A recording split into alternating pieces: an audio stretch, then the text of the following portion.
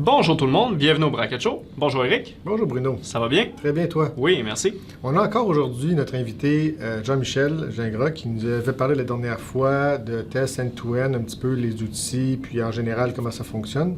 Aujourd'hui, tu reviens nous parler pour la suite de comment intégrer ça dans une application web en fait.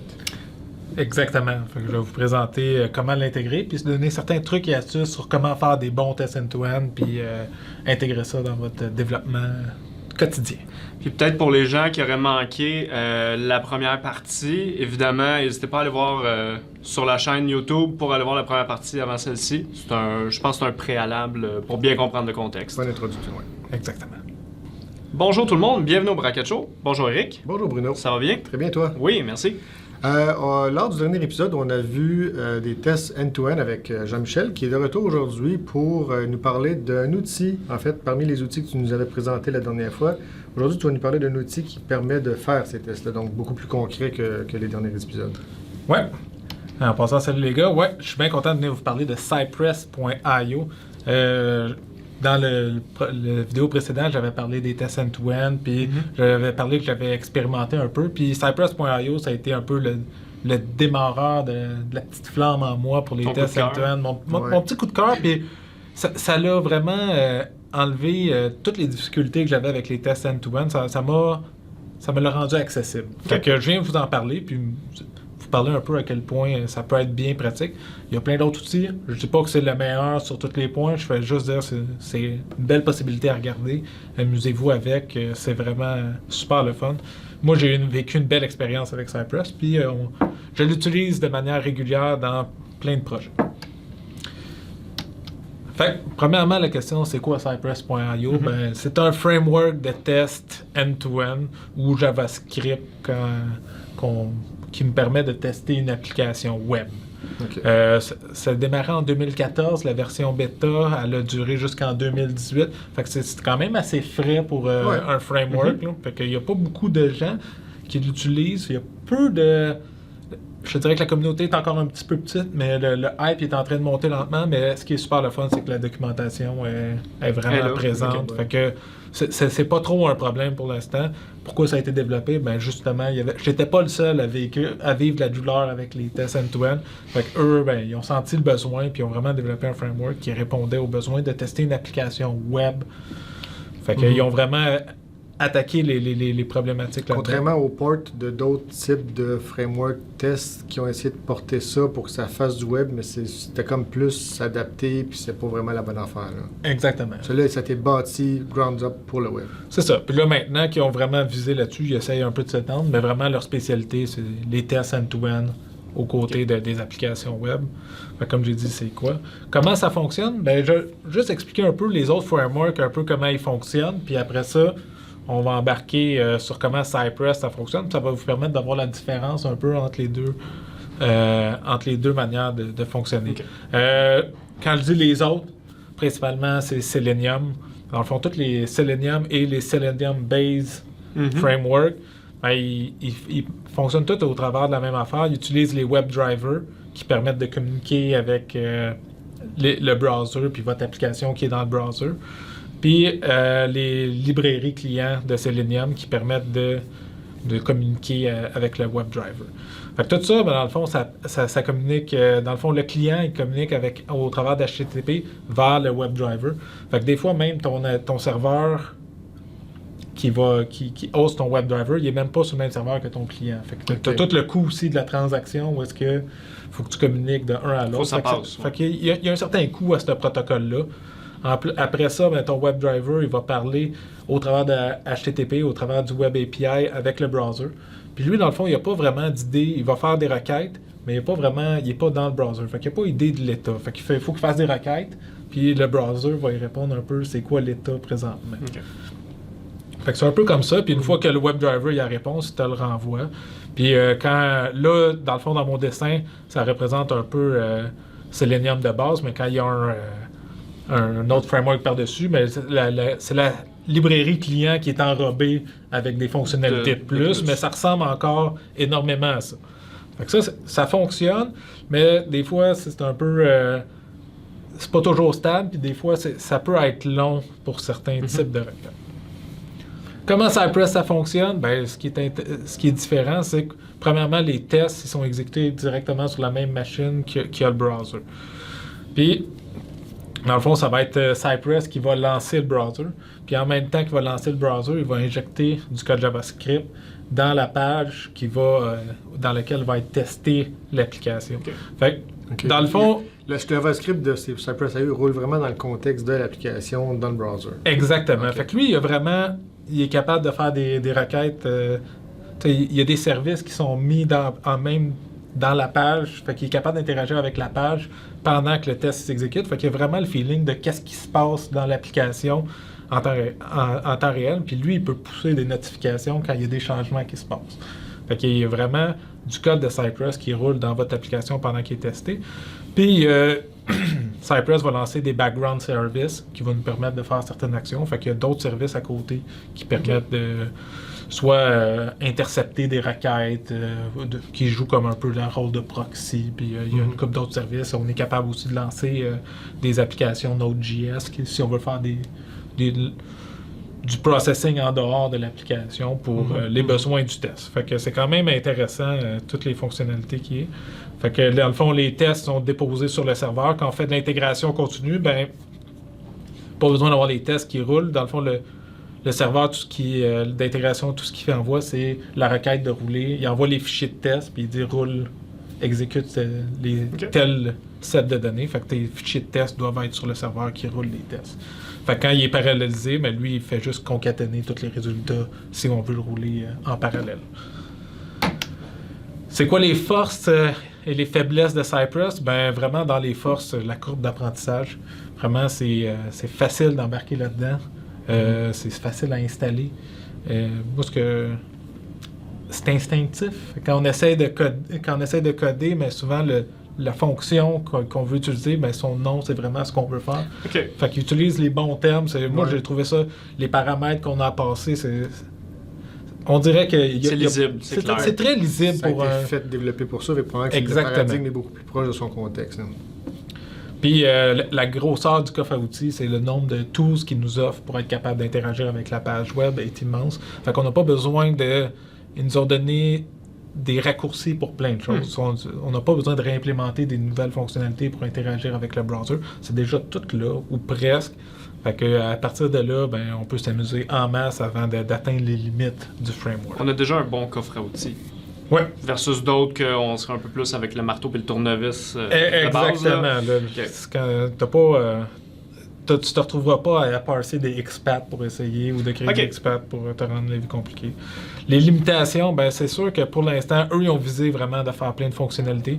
Fait qu'ils ont limité, dans le fond, le nombre de browsers qu'ils supportent. Fait que présentement, Cypress supporte juste les Chromium-based browsers. Fait que c'est quand même limité. Mais dans de moins en moins avec aujourd'hui tout le support de Chromium pour pratiquement tous les browsers. Donc. Exactement. Puis si vous allez sur le site web de Cypress, ils sont très transparents sur qu'est-ce qui s'en vient. Puis ils sont présentement en développement du support de Firefox. Puis je pense Safari pour le support. Fait que c'est juste une question de temps. Ça s'en vient. Là. Fait que c'est quand même bien parti. Puis ils se sont déjà commis dans le développement. Fait que c'est pas une promesse pour plus tard. Ça s'en vient, c'est là. Fait que ça, puis tantôt j'ai parlé un peu d'exécution en parallèle. Ben, Cypress propose une manière de gérer les exécutions en parallèle. C'est au travers du dashboard qui est fourni par eux autres pour gérer, dans le fond, les résultats de test. C'est le seul X, c'est que c'est payant. Fait que si tu veux paralléliser les tests gratuitement, ben il faut que toi t'implémentes la gestion, justement, comme je disais, de partir différents tests ou sections de ta liste de tests dans différents serveurs, puis de concaténer les résultats après. Les rapports, tu peux les avoir en format JUnit. Fait que il y a plein d'outils qui est capable de remettre ces morceaux-là en un. Fait que tu sais, c'est pas impossible, c'est juste ça demande du travail, puis il n'y a pas d'outils fournis out of the box pour ça. C'est peut-être que si tu es rendu à avoir un besoin d'avoir de l'exécution en parallèle, peut-être que le coût que ça te prendrait pour te monter ton setup en conséquence, peut-être tu pourrais l'investir à la place sur leur plateforme. Exactement. C'est peut-être quelque chose qui s'équivaut au final. Je dirais que le dashboard il est quand même très intéressant. Il y a plein d'interfaces, puis il vous montre vraiment le temps d'exécution, qu'est-ce qui se passe en parallèle, qui s'occupe de chaque test. C'est des très belles vues pour avoir le sommaire de tout ce qui s'est passé. Fait que c'est quand même très intéressant. Tantôt, j'ai parlé que l'installation, c'était pas compliqué. Ben, c'est simplement, vu que c'est une application JavaScript, fait que, simplement avec NPM, on peut l'installer. Et voilà, on va... c'est fait et c'est développé. C'est déployé. Fait que là, quand vous allez faire ça dans un nouveau folder, ce qu'ils vont faire, c'est qu'ils vont vous créer, dans le fond, un nouveau projet avec des exemples, puis tous les outils pour démarrer. Okay. Fait que là, après ça, vous pouvez utiliser les commandes pour lancer l'application, puis vous êtes prêt à exécuter. Fait que, dans le fond, je vais vous présenter un peu les exemples. Là, on va rentrer dans le code. Je vais vous montrer un peu tout ce qu'on peut faire. Je pense que c'est là que ça va devenir intéressant. Je vais vous montrer les fonctionnalités. Dans le fond, je pense que j'avais une liste... Les fonctionnalités du langage, fait que qu'est-ce qu'on peut faire? On peut faire des sélections. On peut interagir avec les objets sélectionnés. Alors, il y a plein d'interactions intéressantes avec le navigateur. Les événements, j'imagine, des on-click, des choses comme ça. Exactement. Ça c'est dans les actions. Les interactions avec le navigateur, c'est plus aller chercher l'URL, le title, être capable de naviguer entre les pages, aller jouer dans les cookies, les sessions. Ouais. Fait que, il donne tous les outils pour être capable de jouer avec les morceaux dans le browser. Tous les outils de comparaison, c'est facile de valider de l'information sur si ton HTML a telle valeur, il y a telle propriété, il y a tel CSS. Fait que ça, c'est intéressant. Il y a des beaux outils réseau pour être capable de manquer un peu certains cas. Quand on fait des tests end-to-end, des fois, si on appelle un API externe, ben, c'est un third party, puis que en test, ça fait pas de sens de l'appeler, mais on peut manquer. Google Maps. Exactement, ou plein d'autres, là, système de facturation, quelque chose comme ça. Puis, il y a une autre liste d'outils que je vais vous présenter qui sont quand même bien intéressants. Puis, je vais aussi vous présenter en premier, dans le fond, l'exécuteur de test. OK. Ça, vraiment, c'est une des plus belles choses de Cypress. Quand tu veux tester l'exécuteur, dans le fond, c'est lui qui va te permettre de voir le progrès de ton test, de voir quelle étape a passé. Puis ça te permet en temps réel de voir qu'est-ce qui se déroule dans le web browser. Donc, si c'est bien lui. Les petits warnings, on va les cacher. Donc, dans le fond, quand on rentre dans l'exécuteur de test, j'ai une liste de tous mes tests qui sont dans mon projet. On sait que c'est configurable. Là. Moi, c'est tous les .spec.js. Ce qui est super le fun, c'est qu'ils ont fait une belle petite section tab avec les configurations. Moi, ce que j'adore là-dedans, c'est en plus, il me spécifie de où est-ce qu'ils viennent les configurations, soit de mon fichier de config, d'une variable d'environnement. Fait que j'ai pu me battre avec le système de dire c'est quel config qui est arrivé où. Ça, moi, j'ai on trouvé voit ça facilement, ouais. Ouais, ça fait que ça, c'est super le fun. Genre de concept que j'aimerais ça qu'ils reprennent dans bien des logiciels, ça peut être bien agréable. Fait que soit il y a l'option de rouler tous les tests ou de rouler certains tests spécifiques. J'ai fait un petit test pour vous présenter, j'appelle ça avec le site web de Pixis. Okay. Fait que on peut faire des demandes de soumission ou de projet. Fait que j'ai fait un petit test parce que qui nous permet d'aller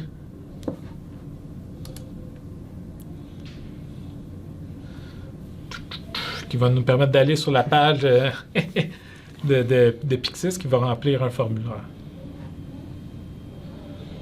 Okay, donc là, ce qu'on voit, c'est vraiment l'exécution du test Exactement. en temps réel avec un browser. C'est quoi? C'est comme un browser dans qui le est fond, c'est hosté? Chromium Ouais. présentement qui roule dans cette partie-là. Okay. Ouais, ça doit être... je sais pas s'il est mis dans un iframe. Fait que, on le voit que tout se passe dans un Chrome.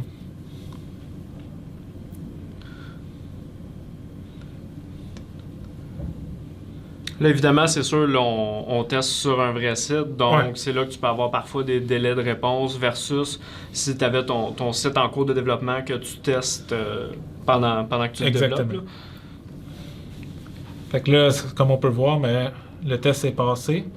Dans le fond, il a été sur la page de créer un nouveau projet. Puis là, il a rempli la page. Il y a un projet de domotique qui a rempli tous les champs. Puis à la fin, j'ai pas cliqué sur soumettre pour pas qu'on... Parce que c'est le vrai site, évidemment. Là. Ouais, c'est ça. Fait que ça donne un peu un exemple de... Ça nous permet de remplir vraiment... C'est ça les interactions qu'on peut faire. Ça reste quand même dans le très simple. À gauche, on peut voir chacune des étapes du test. Fait qu'on peut Si voir je vois tout ce qui bien, s'est quand passé. tu t'en vas sur chaque étape, ça nous montre l'état. Ce qui est super intéressant, c'est quand on clique sur une étape, ça va nous montrer, dans le fond, l'état de la page au moment que cette étape-là s'est passée. Okay. Fait que là, on peut voir que c'était on est à l'étape de remplir le budget. Puis ici, en bas, quand on regarde, on a before et after. Fait qu'on peut voir l'événement avant puis après. Fait que si on le met après, ben là, je sais pas. Fait qu'on voit qu'il a rempli 120. On voit où est-ce qu'il a cliqué pour prendre le focus. On voit... Fait que ça donne un bon indice de qu'est-ce qui se passe. Puis moi, ce que j'adore, c'est le highlight de la section avec laquelle il interagit. Fait que souvent, quand le défi, quand on développe des tests end-to-end dans une application web, c'est d'avoir les bons sélecteurs, d'aller chercher le bon élément avec lequel interagir. Fait qu'un outil comme ça, mais pendant qu'on développe, ça te le montre tout de suite. Si tu es en train de te tromper, puis là, il dit « Ah non, tu peux pas taper dans ce champ-là », mais tu comprends pourquoi s'il est en train de sélectionner le label à côté. Fait que ça, c'est super intéressant.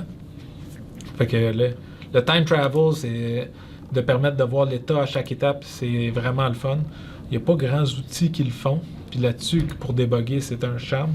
Moi, ce qu'on peut faire aussi, c'est pendant l'exécution des tests. On a le test un peu, l'écriture du test. On voit un peu à quoi ça ressemble. Dans le fond, ça utilise la nomenclature de Mocha. Fait que dans le fond, ceux qui sont habitués, là, le contexte, c'est l'équivalent aussi de describe. Là, c'est des mots interchangeables. Là. Fait que ça nous permet de définir un contexte ou une section où est-ce qu'on va mettre nos tests. J'imagine que c'est imbriquable. Tu peux avoir des contextes de contexte. Exactement. Avec des setup et des before pour chacun. Exactement. Setup, before each, c'est tous des mots équivalents aussi. Fait que before each qui va être exécuté avant chacun des tests de même niveau. Before, il va en exécuter un avant tout. Fait que là, moi, comme on voit, ben, je visitais la page de Pixis. Après ça, je me rendais que je cliquais sur « Proposer votre projet », puis je validais que l'URL incluait votre projet. Fait que je m'assurais dans la bonne page. Puis après ça, ben, j'allais sélectionner chacun des éléments, puis j'allais remplir avec les champs. Les sélecteurs, ben, c'est des sélecteurs CSS comme on est habitué. Exactement. Fait que c'est super intuitif. Si vous êtes habitué dans le développement web, ben, c'est super facile. Moi, un truc que j'ai développé avec le temps, c'est que je me suis développé mon propre attribut quand je développe une application pour l'utiliser comme sélecteur. Fait que ça me permet de rapidement aller sélectionner des items, puis je sais que je me trompe pas. Puis pendant le développement, si on a modifié un ID pour X raison, une librairie qui utilise l'ID, ben ça vient pas overrider ma valeur, puis ça brise pas mes tests. Ça permet vraiment de séparer les besoins de rajouter un attribut. J'essaie pas de passer par les classes, parce que si le style change, je veux pas que mes tests ils brisent. Fait que c'est une bonne manière de fonctionner. Puis c'est pas, tu sais, rajouter un attribut, il y a rien qui crée un overhead, qui va faire un drame sur le bon fonctionnement de la page, donc c'est... Non. Il n'y a pas d'impact Puis nécessairement. si on est vraiment à cheval sur le principe puis on veut pas polluer l'HTML de production, ben les tools comme Webpack, ben on peut leur rajouter un step que lui, quand on va déployer en production, ben il va parser puis il va enlever tous ces attributs-là. On est capable de...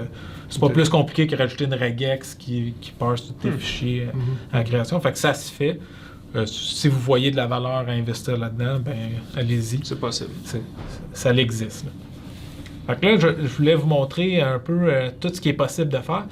Quand on installe, dans le fond, une installation fraîche de Cypress, ben, ça vient avec une liste d'exemples. Fait que si vous voulez voir un peu comment l'utiliser, la documentation sur le site est excellente, mais ça donne un exemple. C'est du concret. C'est du concret. Puis ce qui est le fun aussi, c'est que quand on va les exécuter... Oups, je pense que...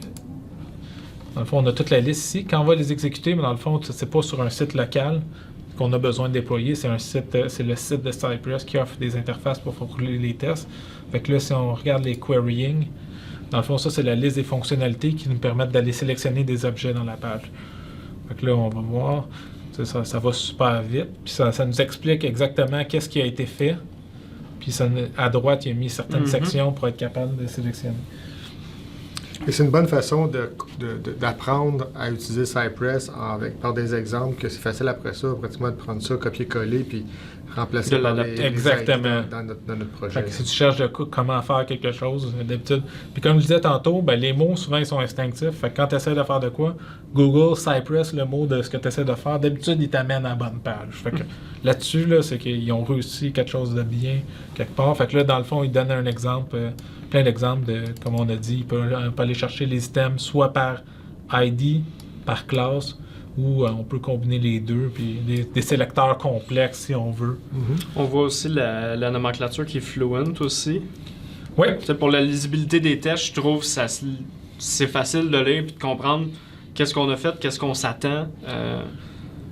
Tout se passe de manière asynchrone. Je pense que c'est un des défis de Cypress. Fait que chacune des méthodes attend que l'autre soit complétée. C'est un mécanisme, justement. Il attend que la page ait fini de rafraîchir pour certaines étapes. Fait qu'il y a toute une logique.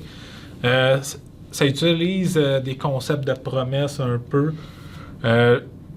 C'est pas exactement des promesses. Il utilise le den, mais de la manière c'est wrappé. Il y a certaines fonctionnalités des promesses, mais pas tout. Là, mais comme on voit, ça se chaîne. Il faut juste faire attention que vu que c'est asynchrone, ben, si on déclare des variables, mais ça se peut qu'on se rende si on veut réutiliser la variable, il faut s'assurer que... Que ce soit dans le bon sens. Ouais, c'est ça.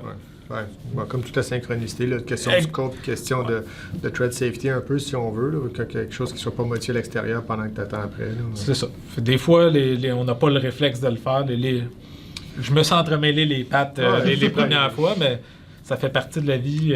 Des fois, il y a certaines choses qui sont différentes, mais dans la documentation, il aide beaucoup. Puis souvent, il y a les do's and don't quand il y a une fonctionnalité.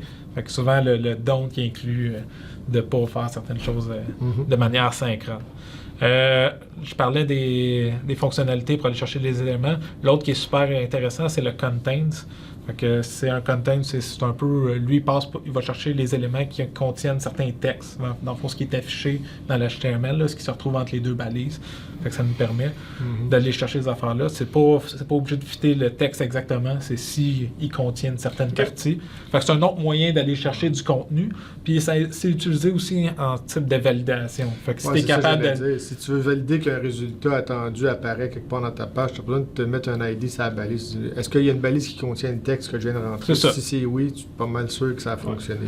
Puis tu sais, en même temps que c'est comme j'appelle, une fonctionnalité pour aller query un objet puis après interagir avec, c'est aussi une méthode qui te permet de valider. Fait que si l'élément que tu vas chercher il n'existe pas, ben le test va échouer puis il va te donner l'information sur qu'il n'a pas été capable de chercher l'élément. Fait que ça, c'est un thème. Il y a la fonctionnalité qui s'appelle within. Fait que dans le fond, quand on veut scoper toutes nos requêtes après, fait que lui, il est capable... Dans le fond, si on veut juste... On a plusieurs formes qui se ressemblent ou plusieurs cartes, puis on veut faire des tests seulement sur les cartes, puis tes ID sont répétitifs et tout ça, mais tu vas sélectionner la carte que tu veux, puis après, toutes les requêtes que tu vas faire dans ce scope-là vont s'exécuter seulement sur les éléments... Ça réduit un scope que tu as des ID en double, par exemple. Exactement. Puis si tu as des pages avec plusieurs components, tu n'as pas besoin de te soucier de toutes les autres. Fait que si ton test il est vraiment scopé sur une partie de ta page, ben tu fais ça en premier, puis après ça, tu fais le reste de ton code. Ça, c'est super pratique. Là... un autre petit truc qui est capable d'aller chercher la racine de chaque section, mais c'est pour l'instant. On n'embattra pas dans les détails là-dessus. L'autre chose qui est super intéressante, les actions. C'est vraiment riche tout ce que tu peux faire. Fait que celle-là il est un peu plus le fun à regarder aller. Là. On voit qu'il va taper, il va interagir avec plein de pages. Fait que, donc là, j'ai vu le slow typing, justement, même avec des trucs comme du debounce. On est capable de valider que ça fonctionne bien. Là. Exactement. Fait que chacune des fonctionnalités, ben, il offre justement souvent des options qui te permettent de rendre ça un peu plus loin puis un petit peu plus funky, dépendamment des cas que tu veux tester. Regarde, on a vu le petit bonhomme sourire en cliquant. C'est que, dans le fond, le clic, il te permet de cliquer sur un élément, mais de vraiment être capable de cliquer où tu veux dans l'élément. Fait que, il y a des paramètres simples, comme cliquer en haut, en bas, en haut à droite, en bas à droite, mais tu peux aussi spécifier sur quel pixel de façon relative à l'objet. Fait que ça, c'est super le fun. Fait que on peut remonter en haut. Là. Ça, je pense que c'est le genre de choses qui peut être intéressante quand tu travailles sur des projets où tu as des interactions avec des éléments graphiques. Exactement. Tu vas être capable de, par exemple, sur un board de travail ou un workflow, tu vas être capable de sélectionner des blocs ou certaines sections en particulier. Ça va te le permettre. Ouais. J'ai une question pour toi par rapport aux actions. Est-ce que c'est possible de tester des concepts de drag and drop, par exemple? Des choses comme ça. Est-ce qu'il y a des actions associées à ça? Je me rappelle plus. Est-ce que... Je sais pas si le clic, il y a un hold. Faudrait que je regarde, mais... J'ai Parce pas que eu c'est à peut-être faire. l'interaction, je te dirais, la plus difficile à tester. Là. Ben, peut-être que tu as des façons de contourner. Dans le fond, tu sais, tu peux simuler le drop probablement, mais tu n'as pas fait tout le drop. Ouais. Du drop là, mais ben, je sais que c'est une interaction là, que j'ai eu à C'est toujours tester. difficile à tester. C'est Ouais. difficile à tester ou tester des contrôles où tu veux interagir un contrôle d'un tierce partie. Je sais que vous autres, mettons, vous avez un projet dans ce cas-là, ou j'en ai vu d'autres chez d'autres clients aussi, un projet où tu as une librairie graphique qui a des objets dedans, mais tu n'as pas accès à ça parce que c'est tout codé derrière. Mais vu que tu peux interagir par coordonnées, j'imagine que tu es capable de faire des clics à des endroits précis là-dedans. Fait que Ouais. ça permet d'aller un petit peu plus loin dans ces contrôles-là. Mais Ça à se peut quel aussi qu'il y ait niveau, des là? défis. Exemple, tu veux tester que quand on drop un fichier à une certaine place, de l'interaction, Ouais. ça peut être plus complexe. Mais Ok. ça peut se faire, j'ai pas eu à le faire, fait que je peux aller lire là-dessus, puis vous revenir là-dessus la prochaine Ben fois. oui, ça serait bien. Parfait. Ça, ben, il y a beaucoup de trucs de base, surtout pour toutes les formes où est-ce Mhm. qui reviennent souvent. Fait que soit mettre le focus, le blur qui est l'action de sortir d'un input pour s'il y a des actions, vider un champ, soumettre un form. Un que je trouve vraiment agréable, c'est le scroll into view. Je sais pas si vous l'avez vu, mais quand il a navigué, vraiment, si l'élément il est caché, lui il va vraiment s'amuser à le ramener au visuel. Fait que dans vos tests, si vous dites de cliquer sur une certaine section puis elle n'est pas visible, ben lui il va dire ça marche pas. Fait que là, c'est là de faire le scroll into view. Il y a des paramètres qu'on peut passer pour cliquer n'importe où, même si c'est caché, mais de base, il va dire tu essaies de cliquer sur de quoi qui est caché, pour l'utilisateur ne peut pas le voir. Fait que c'est vraiment fait pour c'est quoi l'expérience utilisateur. Fait que tu n'as pas le choix de penser comme un utilisateur. OK, il a besoin de scroller. Mais là, il donne les outils pour le faire facilement. Fait que ça, c'est le fun. Ça, c'est les actions. Puis en plus, une fois les éléments sélectionnés, ben, on peut faire soit des triggers pour justement parler certains événements. Ces événements du nom. Fait Voilà, que les des événements on-drop, de des trucs comme ça. Fait On que, peut aller chercher un petit peu plus, des choses qui sont pas standards de base. Là. exactement. Puis il y a aussi invoke, si on veut appeler des méthodes JavaScript sur des éléments aussi. C'est ça, fait que toutes les actions de base sont là pour les choses faciles, simples de base, mais t'es jamais limité parce qu'ils t'offrent toujours la possibilité d'aller un peu plus loin avec des fonctions plus compliquées peut-être à implémenter, mais qui sont là quand même pour aller plus loin. Mais souvent c'est une belle porte d'entrée. Tu peux te rendre très loin sans avoir à utiliser ça. C'était quoi la prochaine étape? Les interactions avec le browser. Ça, il y en a beaucoup. Je suis pas obligé de rentrer dans les détails, là, mais il y a plein de fonctionnalités pour jouer avec les cookies. Fait que si on veut quand on fait notre setup de notre test, mais on veut mettre certaines propriétés dans nos cookies ou s'assurer qu'ils ont été vidés à cause des interactions qu'on a eues avant chaque test. Peut-être même, justement, si on a des infos par rapport aux logins qui sont conservés dans les cookies, je présume que tu peux t'en servir aussi pour les storer d'avance pour pas avoir à repasser par la page de login à chacun de tes tests. Exactement. Ça, c'est une très belle stratégie pour accélérer l'exécution des tests. Même chose pour le local storage, les remplir, les vider, remettre des propriétés. Location, dans le fond, ça c'est pour interagir avec l'URL. Fait qu'il est capable, il fournit plein de fonctionnalités pour découper l'URL, soit le hash, le href, le host, le hostname. Fait que quand on veut aller voir certaines sections, ben lui, il est déjà capable de le découper énormément pour nous autres. Ce qui permet d'aller visiter l'history aussi, par exemple, des choses comme ça, j'imagine, comme n'importe quel... C'est une bonne question. Je ne l'ai pas vu dans ces tests-là, mais j'imagine qu'il y a la même facilité que dans du JavaScript. Là, tu peux quand même aller chercher... Sûrement qu'il doit juste amener vers le jeu. Ça doit être un wrapper au travers des fonctionnalités du JavaScript.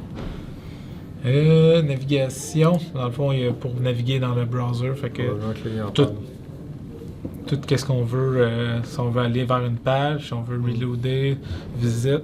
Je suis surpris, mais je sais que je suis pas mal sûr qu'il y avait back et forward quelque part. Je sais pas si lui il fait un test dessus. Ouais, on le voyait dans la description. C'est un go forward ici. Ok, fait que c'est ça. Fait qu'on est capable d'utiliser toute la navigation normale avec le browser, faire des refresh. Fait que si vous voulez faire Ça, c'est le genre de choses avec le back et le forward que je vois qui peut être intéressant dans le cas où tu veux reproduire le bug que quelqu'un a rencontré. Que parfois, ils vont cliquer sur le back, ce qu'on voit souvent avec des applications Ils perdent leur session, clients qui perdent leur session. Fait que tu es capable de reproduire le problème et t'assurer de le corriger après. Exactement. C'est une des fonctionnalités que ton site veut supporter, tous les codes back. Fait que si tu as un cas qui revient souvent, ben, ça peut être intéressant de te faire un test là-dessus. Les viewport. Ben, viewport, on est capable de jouer avec la grosseur de la fenêtre. Fait que si vous voulez tester en mobile, pis tout ça, fait que vous pouvez.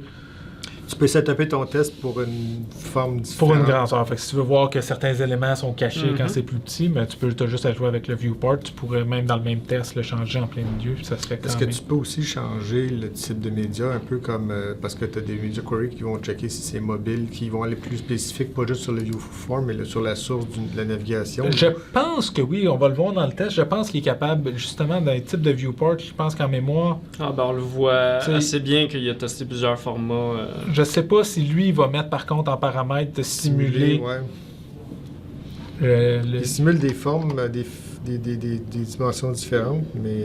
Est-ce que lui, le browser l'interprète comme s'il est sur un téléphone ou quelque chose comme ça? Souvent on y va par la dimension, mais des fois tu peux savoir l'origine de la navigation aussi pour certaines features. Là. Il y a des gens qui utilisent ça. Je pense que de plus en plus on essaie d'utiliser les grandeurs d'écran parce qu'il y a tellement de devices, mais. Des gens maintenant, dans le temps qui passaient par le type de device. Oups, j'ai pas sélectionné le bon. Puis finalement, dans Windows, dans les interactions avec les fenêtres, si je me trompe pas, c'est juste, je pense que c'est principalement accéder au title, au document, la racine, puis la page. Fait que on a pas mal tous les outils pour interagir avec chacun des éléments du browser. Fait que ça rend les tests quand même assez faciles. On va y aller. Un autre truc qui est super le fun. On va y aller, je pense, avec les networks. Fait que dans le fond, Cypress, ce qu'il permet de faire, c'est de lancer un serveur. Que quand je parlais tantôt des background services, là, il y a des services à côté. Il va lancer un serveur. Lui, il va jouer un peu comme un proxy qui va intercepter les requêtes.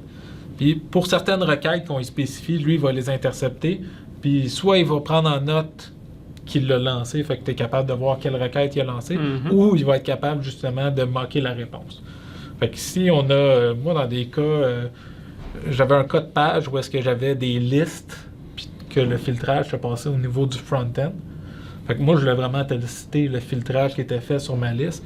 Tant qu'à me setuper au niveau du back-end une grosse liste d'éléments, ben, c'était plus facile de moquer la liste. Puis j'avais vraiment le contrôle du contenu. Fait que quand j'appliquais les différents filtres, de jouer avec le contenu, puis c'était beaucoup plus rapide qu'aller chercher une grosse liste. Fait que c'est super dans efficace. le contexte de ton test, tu n'avais pas besoin de tester que tu allais chercher du back-end puis que ça fonctionnait. Probablement que tu le testais dans un autre test, mais sans avoir une grosse liste variée. Là. Exactement. J'avais d'autres tests qui validaient justement le Happy Path où est-ce que quand je fais chercher la liste au serveur, j'affichais le contenu, puis je validais certains contenus.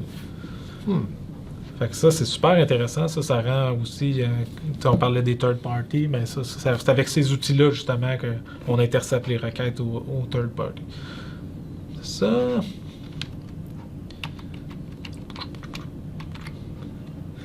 Ça... On va parler aussi les assertions, ce qui me permet de valider. Dans le fond, Cypress utilise la librairie Chai pour faire les validations. Fait que une nomenclature fluide. Fluent, pardon. Fait que c'est facile d'aller sélectionner des éléments, puis après ça, avec la nomenclature, on peut dire should. Puis là, on va décrire have, class, success. Il y a plein de... Je n'étais pas familier avec cette nomenclature-là, mais je pense que ceux qui sont en JavaScript, il y a beaucoup de gens qui utilisent cette nomenclature-là. C'est super intéressant. Ça se fait quand même de manière instinctive. De la documentation, il y en a en masse. Fait que should not on n'est have, pas pris au dépourvu si on veut comparer quelque chose. Sur leur site, on est capable de trouver assez d'infos pour savoir comment l'écrire. Puis, vu que c'est une nomenclature qui est déjà définie ailleurs, il y a de la documentation aussi ailleurs sur comment elle est écrite, mais c'est juste le site est super intéressant là-dessus. Fait que, puis souvent, on se retrouve à valider les mêmes affaires. Quand on est capable d'aller chercher le texte, on est capable d'aller chercher le CSS, on est capable d'aller chercher les attributs. Es-tu visible ou pas? Ben, c'est ça. Il y en a aussi, il y a des textes, des textes qu'on peut mettre qui sont vraiment instinctifs, comme should be visible. Fait que lui, il valide vraiment que c'est une fois que c'est écrit, ben là, tu le sais qu'il est disponible. Fait que ça. Fait que vite de même, ça fait pas mal le tour. Je peux parler. Il y a on peut avoir accès facilement au file system pour aller écrire dans des fichiers, puis lire dans des fichiers. Si vous avez des cas où est-ce que c'est important de garder l'état entre plusieurs tests là, pour X raisons, là, je pense c'est pas nécessairement une bonne pratique, mais des fois on n'a pas le choix. Mais si on va aller écrire des trucs importants où on a mis de quoi dans un fichier qui nous permet d'exécuter nos tests, mais avec ça, on y a accès. Là. Puis il y a des utilities. Ce qui est le fun, c'est que Cypress, il wrap une coupe d'utilities qu'on utilise souvent en JavaScript. Fait que, comme on peut voir, il y a la librairie Lodash qui est disponible, qui permet de faire plein de concaténer des strings, être capable de jouer avec des arrays. Ça rend le langage beaucoup plus riche. jQuery qui est disponible. Une librairie pour les blogs. Moment pour tous ceux qui jouent avec le temps, le JavaScript. C'est un de facto. Là. Exactement. On s'en sort pas. Puis justement, les promesses, ils gèrent ça avec Bluebird. C'est un choix qu'ils ont fait. Fait que ça ressemble pas mal à ça. Y a-t-il d'autres choses? Non, c'est... Vous voyez qu'avec Cypress, on a quand même vraiment une grosse boîte à outils. Quand tu parlais dans les avantages de la boîte à outils, on la voit là. C'est une boîte à outils qui est quand même assez bien garnie. Là. Il y a pas mal de choses là-dedans. Puis ce que je comprends, c'est qu'il y a toujours la partie... On peut sortir un peu de Cypress puis aller un petit peu plus loin avec JavaScript pour aller chercher les affaires qui nous manquent. Mais exactement. À la base, tout est là. Puis tu sais, si on va être vraiment funky, il y a des fonctionnalités aussi. J'ai peut-être passé qu'on peut se partir un serveur Node.js à côté puis faire... fait que si on peut se partir une petite application qui fait quelque chose on the side qui va... Fait qu'il y a vraiment beaucoup de possibilités au travers de tout ça. Fait que c'est un beau carré de sable pour s'amuser. Puis comme vous avez vu, c'est juste une commande pour l'installer. Fait que vous voulez commencer à tester un projet du jour au lendemain, lancer l'application, les tests, là, vous avez vu... Ça, c'est des spec files comme on est habitué avec Jasmine ou avec n'importe quel test runner de JavaScript. Puis en une vingtaine de lignes de code, vous avez déjà un test qui valide un formulaire fonctionnel. Fait que juste de naviguer au travers de toutes vos pages, vous avez déjà de la valeur pour votre application. Vous avez codé de quoi qui valide que votre nouveau développement, il n'a pas brisé aucune des pages, il n'y a pas rien qui retourne un 500. Fait que... C'est de la valeur qui coûte pas cher. Effectivement. Puis comme vous disiez tantôt, moi ce que j'aime vraiment, c'est le fait que tu pars avec tous ces exemples-là, que t'as pas à aller chercher un exemple, par exemple, sur Stack Overflow. Tu as déjà un exemple qui est fait par les développeurs du produit, donc la fiabilité de ton exemple versus parfois des posts que tu peux trouver sur Stack Overflow parce qu'on fait tous des recherches là-dessus, qui seront pas nécessairement la bonne réponse que tu cherches dans ton contexte. Là, ici, tu l'as. C'est un gros avantage. Puis les cas limites, souvent, c'est les rares cas qu'on va retrouver sur Stack Overflow. Puis on va aller chercher d'autres. Le reste, il n'y a pas beaucoup d'informations parce qu'il n'y en a pas besoin d'en avoir. Fait que j'ai vraiment pas à me plaindre là-dessus. Ouais, super. Donc, ça conclut notre épisode d'aujourd'hui pour parler de Cypress avec Jean-Michel qui nous a bien expliqué tous les avantages de Cypress. Puis je vois pas pourquoi on ne l'utiliserait pas aujourd'hui, en fait. Effectivement. Ça fait plaisir. Super bel outil. Puis on vous invite évidemment à liker la page Facebook, suivre le channel YouTube si vous voulez avoir les notifications pour les prochains épisodes. Et là-dessus, on vous remercie. À la prochaine.